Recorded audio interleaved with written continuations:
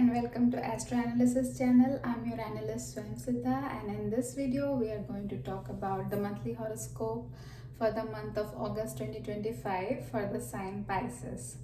If your ascendant is in Pisces या फिर आपकी लग्न राशि मीन है, then you can follow this video for general guidance.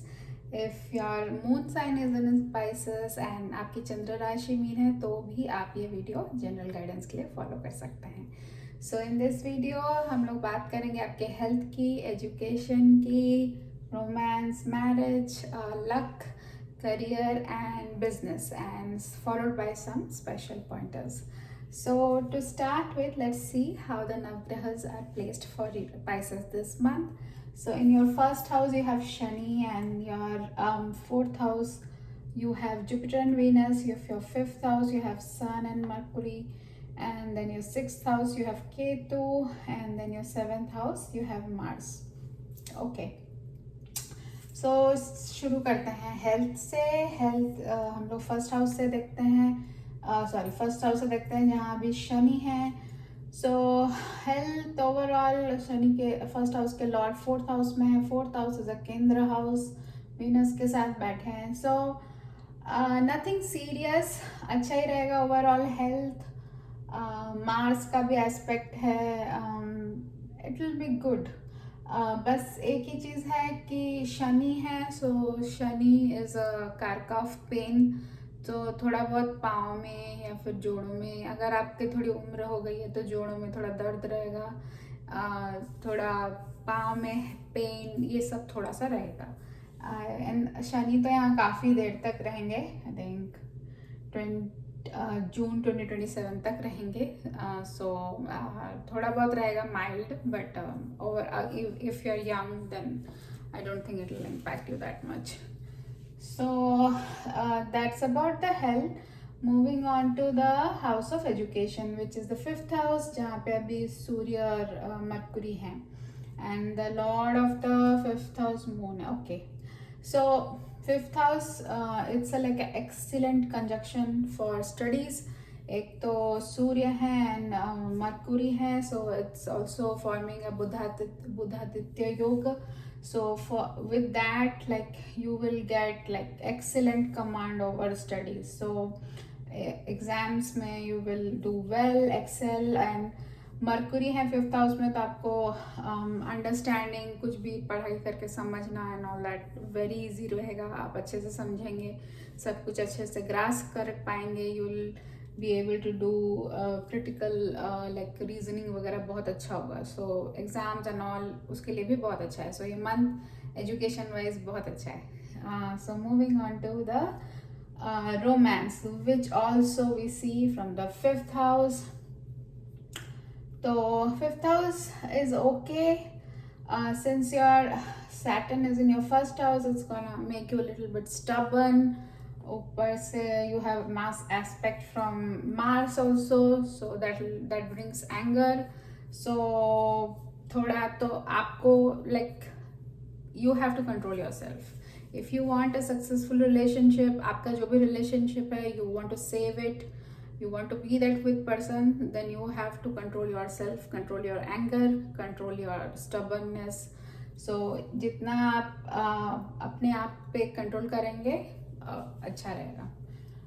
Moving on to the house of marriage, which is the seventh house, जहाँ पे अभी Mars बैठे हैं.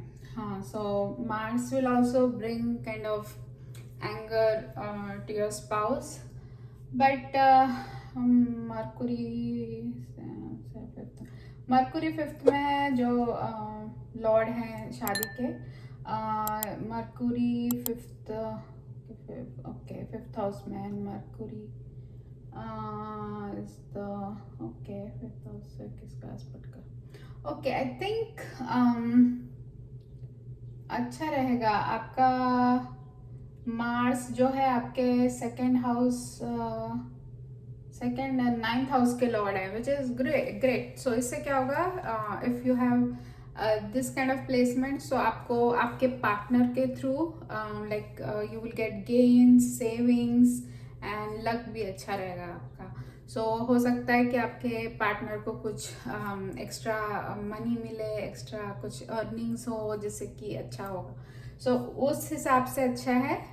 बट लाइक थोड़ा गुस्सा भी रहेगा, पार्टनर अच्छे रहेंगे, they will care about you, but they may get a little bit angry.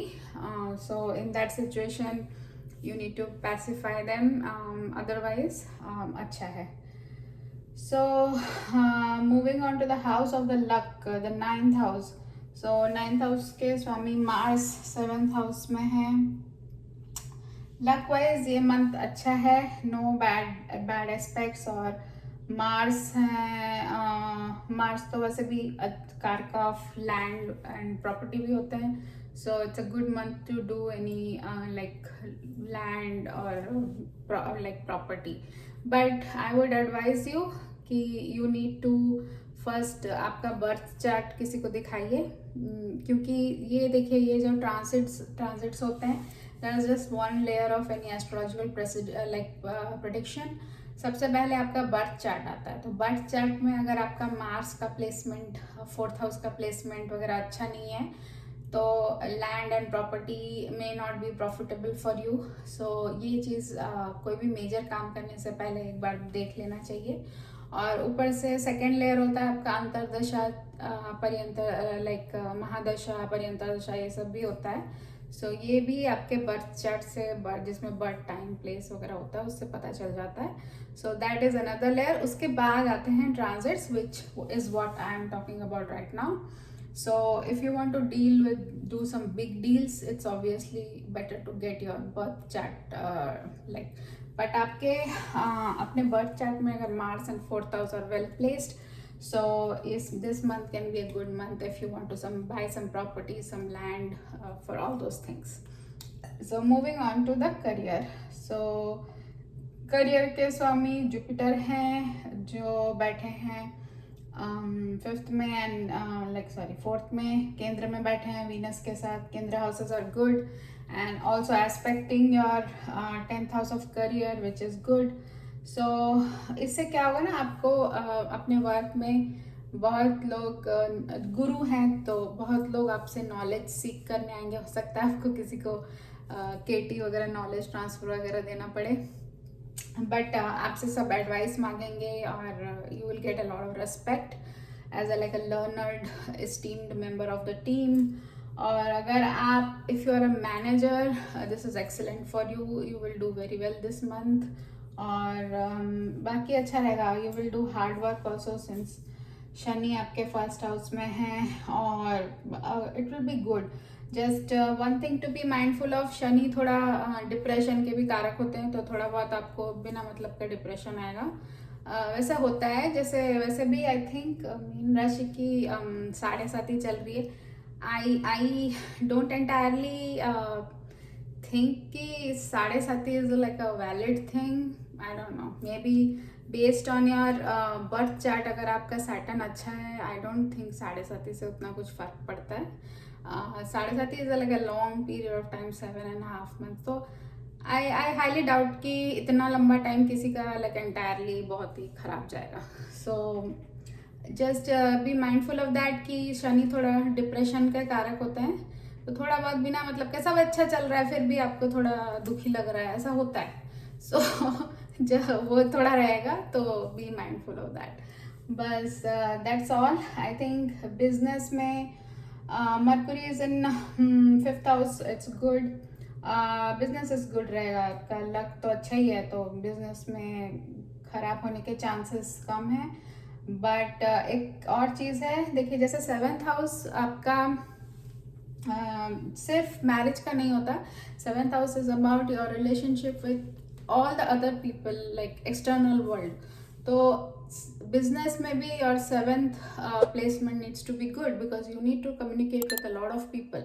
सब लोगों से बात करना होता है, अपने एम्प्लॉयज़ के साथ, अपने क्लाइंट्स के साथ। Everything has to like come together in a good way for a business to run well. So business के लिए आपका 7th हाउस में अभी मार्स हैं, तो you will B aggressive in your speech towards external world, जो भी आपके बात।